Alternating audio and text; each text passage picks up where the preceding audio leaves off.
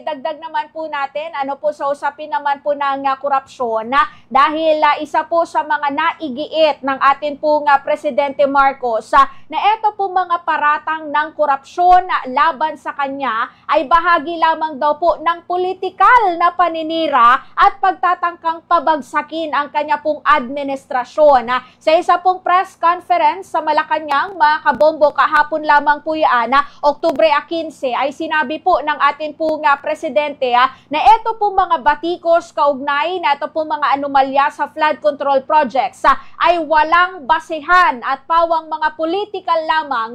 Ito pong pinapakitang motive po dyan. Binanggit din po niya na siya mismo ito pong lumagda sa pambansang budget at meron pong direktang ugnayan sa ilan pong personalidad na iimbestigahan. Kabilang na po dyan ang kanya pong pinsan, mga kabombo. Ito po si former House Speaker Martin Romualdez. Gayon pa man, tiwala naman po siya na wala pong illegal na ginawa ang kanya pong administrasyon.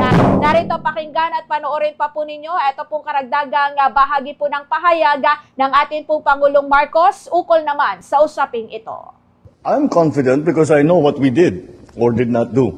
But if we investigate everybody, we follow the evidence, and wherever that leads is not something that we try to direct or influence. That's why we have the ICI. They are an independent commission, and that is their job. And their job is to follow the leads that they receive, and if necessary or if it is justified, that they will now recommend to either the Ombudsman or to the DOJ that cases be filed. So let them do their work. We do not interfere with what they do. Wherever it may lead, sinabi ko na nga yan, wala naman tayong tinatago, wala tayong, malakas. I know that there are several, the opposition would love to bring me into this, to include me in all of this. But that's politics. That is not to do about corruption. That is to do about politics. Gusto nila akong tanggalin. Yeah, sige, kaya nila gagawin lahat yung mga gagawin nila. Pero kaya nandyan ang ICI para silang gagawa ng pag-aaral, paghabol ng ebidensya, pag-verify sa mga kwento, sa mga sumbong, sa mga impormasyon na natatanggap nila.